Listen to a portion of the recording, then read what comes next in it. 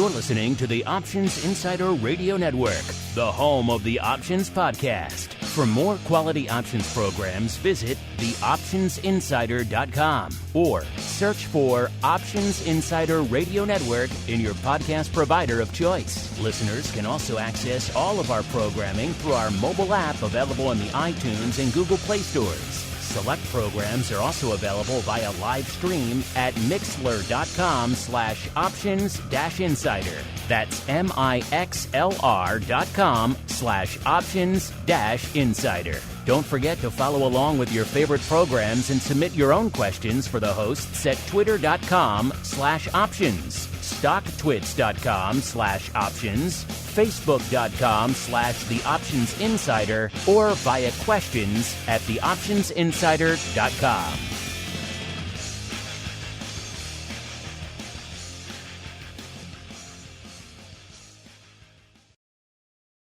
Welcome to the Options Playbook, the program where we break down cutting-edge option strategies and explain how you can incorporate them into your own portfolio. Whether you're looking to grow your capital with some offensive maneuvers or protect your investments with defensive plays, you can find them all in the Options Playbook. The Options Playbook is brought to you by Ally Invest. Anything mentioned today is for educational purposes and is not a recommendation or advice. Options involve risk. Please refer to ally.com/invest/disclosures to review additional risks involved with trading options. Securities offered through Ally Invest Securities LLC, member FINRA and SIPC. Now, let's open the playbook and get started.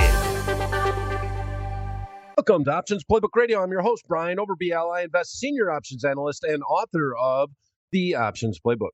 Last week, we had a busy week in Google. Google did a 20-for-1 stock split.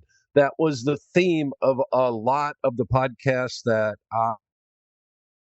I was working on last week, podcast and YouTube videos, mainly because it's such a widely held underlying stock within Ally Invest. I thought I should address what is going on with the option contracts and what's a better way to do that than to come up with a paper trade in Google.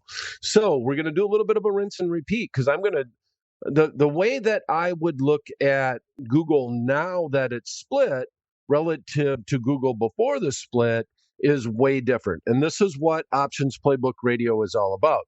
We're trying to take a specific strategy and we're going to apply it to the underlying pricing conditions. And sometimes that means that if it's a $2,000 stock, you're not going to consider just buying one option contract. Why? Because it's so expensive to buy an at-the-money, even just a little out-of-the-money option contract. And now that it's a lower price stock, that strategy is on the table. So today, we're going to review last week's trade, which was a long call spread. And that's really what we were limited to on the scope of things. On Options Playbook Radio, we don't want to get too expensive. Buying an option outright in Google with any time at all would have been too expensive. So we reduced our risk by doing a spread. And we talked a lot about things to consider on a stock like Google, and that stock, when we looked at it, was trading at $2,227. So if you did quick math there, obviously depended on where the stock was at, but if you divide that by 20, that would have meant that Google would have been trading right around 111 after the split. Now we see today, we're taping Options Playbook Radio. It is Wednesday, July 20th. The markets are closed.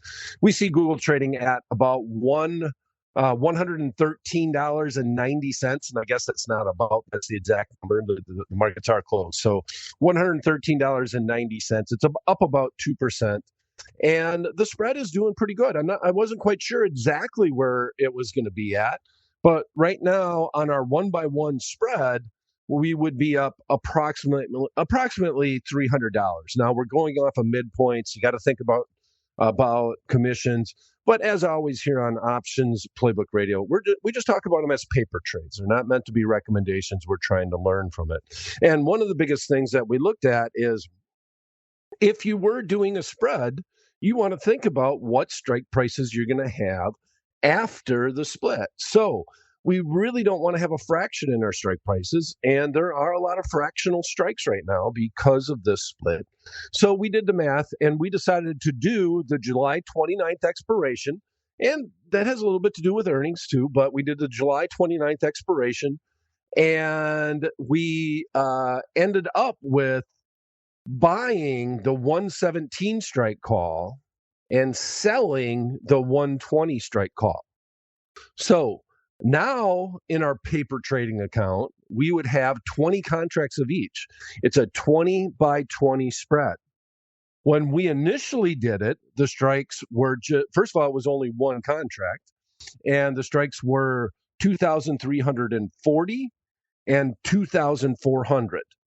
And we wanted to end up with a 3-point wide spread. So our spread strategically was a 60-point wide spread. Right now, if we look at that trade with the markets closed, the midpoint of our spread on the July 29th expiration, which we would now own 20 by 20 on paper, is trading at 98 cents.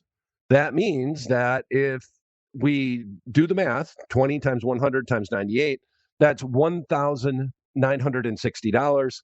When we put on the initial trade, it was $1,650. So you're up about $300 on the trade. Obviously, there wasn't a lot of fanfare around the split. To be blunt, meme stock like GME, GameStop, is actually getting more fanfare than a mega cap company like Google. It didn't even really get mentioned on a lot of the major news channels. They're just all talking about recession. But Google's going to be announcing earnings, and they're going to be announcing on Tuesday, the 26th, after the market close. So do you want to stay the course? If you do, go ahead. If you're playing it just for the split, if you were hoping that we're going to get the run up in the split and you're still worried about the economy, well, you got a small gain. Take it and move on. I strategically picked the 29th because I knew that Google was supposed to be announcing earnings that week. I didn't know the exact date, I don't think, when we talked about it on the podcast. But it turns out that right now, according to Google's Alphabet's, I should say, investor services, that date is going to be Tuesday, July 26th. Okay, so I want to keep this theme rolling. And I just think it's a good learning lesson as far as strategies are concerned. Now that Google has done the split, the option contracts are going to be a lot cheaper. So, for example, if you think of options, what they purely were intended to be, insurance products, let's compare them to something like a car insurance product. Is it going to cost you more to insure your Bentley or your Chevy Cavalier? A little bit of difference in cost. The more expensive the underlying, the more expensive it's going to be to insure. Google, well, the actual guts of the company did not change, but the stock was a $2,227 stock, and now, as of the close today, it's $113.90. So one individual option contract, well, basically got cut by 20, which I guess there's not a better way of saying that. In that, if you look at a big stock split like 20 for 1, like Google just had, then it's obvious that the option contracts are going to be trading for a lot less. Okay, so let's do a fear of missing out trade. And I've kind of, throughout the pandemic and, the threat of recession, I've been kind of using the FOMO trade probably too much. FOMO stands for fear of missing out. Just because you are really bottom fishing on almost anything right now. The 10-year and the 2-year has been inverted for more times than I can count, or more days than I can count at this point in time. And that usually signals that in past, it's always signaled that a recession was coming. Some people are saying that it's still not here. Some people are saying that we're already in one. But unemployment is still low, and I'm not quite sure where we're at. So anything that you're buying long, anytime you're allocating some capital in a marketplace like this, it is obviously bottom fishing in my mind. You're really bottom fishing. So how could I participate in a stock like a huge mega cap stock like Alphabet and still have limited and known risk. The market, the S&P 500 index, is down more than 20% from its highs. And Google right now is trading at about 20 times earnings. So there is value there, especially relative to the rest of the FANG stocks. It's one of the more fairly priced stocks now that it's been beaten up a little bit. So we're going to go out till next year. We're going to go to the January 2023 expiration. The date in January is the third Friday, which is the 20th. And we're going to buy a 75 delta. We're going to go a little deeper in the money, and we're going to buy a higher delta option contract. A lot of times I like to look for an 80 delta, but I'm going to buy the 75 delta on paper on Options Playbook Radio today because that's the 100 strike call. It's easy to remember that we're doing it. And then we can limit our risk. Our cost of that trade, one of the things that's really nice, especially since the split, is these are pretty liquid, deeper in the money option contracts. Even with the market closed right now, that call option contract is trading for 1990 by 2110. So we could come in and trade this, let's call it 2050, okay? 2050 is what's going to be our price. That'll be fairly close to the midpoint. And a lot of times on the deeper in the money option contracts, if the market was open, we'd obviously have a little bit tighter market. But this is the biggest headache of trading a FOMO trade, a stock substitute trade, where we're using options to limit our risk, but still own the right to own the underlying shares, is dealing with wide bid-ask spreads. If that wasn't the case, there would be a lot of people that would do the strategy in and out. If we could get penny-wide spreads in these deep in the money option contracts, this strategy would be the most popular one in the marketplace, period. But we don't. So we got to deal with wide bid-ask spreads. And one of the things, though, that is true, no matter what, on buying a in-the-money call option, is that what you pay for it is your maximum risk. So in this instance, $2,050 is going to be the max risk on the trade, no matter what. You just basically take the price of the option contract and multiply it by the number of shares that it represents. So that's $2,050 plus commission. If you do the math, we're talking about approximately 17% of what 100 shares of stock would cost if you bought that at $113.90. So we're limiting our risk to 17%. The market's already down more than that. But I always have a good rule of thumb that if I do this trade and the market ever gets to my strike, I want to get out of the trade. I just have a hard rule from the way that options are trading, from the way that option prices work, that if it ever does come down to my strike, I'm going to have an at-the-money option contract. And on the way down, a deeper in the money option contract hurts you less. Delta gets smaller than on the way up. On the way up, delta gets bigger. So we'd start with a 75 delta, means for every 1 point movement in the underlying stock, we'd expect our option to go up approximately 75 cents. That's all in theory. But as we go up, we get deeper in the money, we get more delta. So it acts more and more like the stock. It acts less and less like the stock on the way down, more and more like the stock on the way up. And where is all the time premium sit? Right on the at the money. So if it ever came down to 100, I would want to get out of that trade. So I tell you this because I don't really plan on sticking around. And let's say the stock went to 80.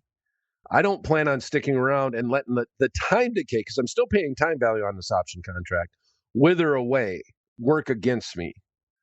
I am going to get out of the trade if the underlying stock is down. Well, it's going to be, let's call it 13%. If that happens, I'm going to get out of the trade and move on. It's just the way I like to look at them. All right. So very simple. We're going into the split. We had a $2,227 stock. We looked at a long call spread, specifically even went a little bit out of the money, tried to manage our risk. We still had a very expensive long call spread, but we managed our risk by doing a spread, buying a more expensive option, going further out of the money and selling an out of the money option contract. That trade worked. I still kind of thought of it as I want to participate in the split. This is one way that I can do it with limited and known risk. Now, maybe we're a little more longer term going into the end of the year. I would have to be longer term bullish on the economy to jump into this. But so far, we've had some solid earnings reports. The financials did fairly well.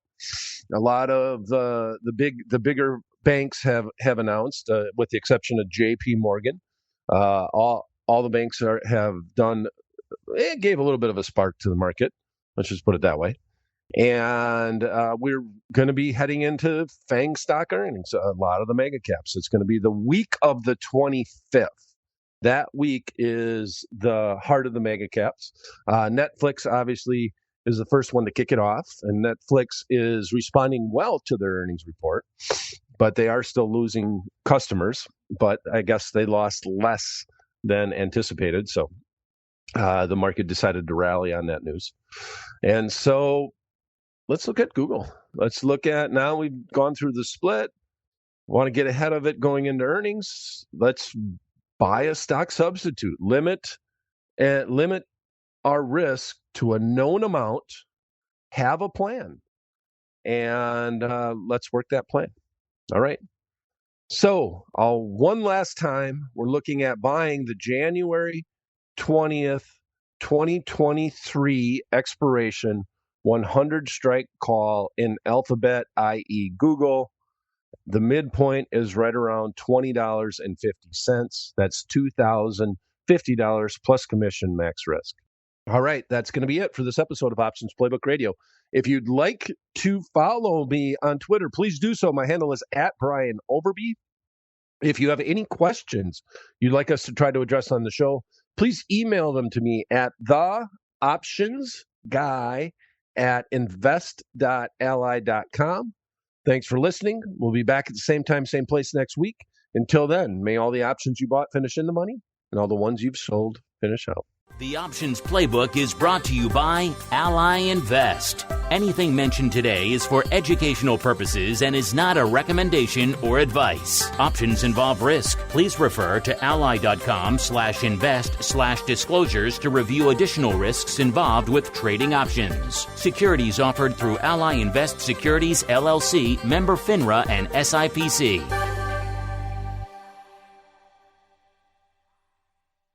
You're listening to the Options Insider Radio Network, the home of the Options Podcast. For more quality options programs, visit theoptionsinsider.com or search for Options Insider Radio Network in your podcast provider of choice. Listeners can also access all of our programming through our mobile app available in the iTunes and Google Play stores. Select programs are also available via live stream at mixlr.com/options-insider. That's mixlr.com/options-insider. Don't forget to follow along with your favorite programs and submit your own questions for the hosts at twitter.com/options, stocktwits.com/options, facebook.com/theoptionsinsider, or via questions@theoptionsinsider.com.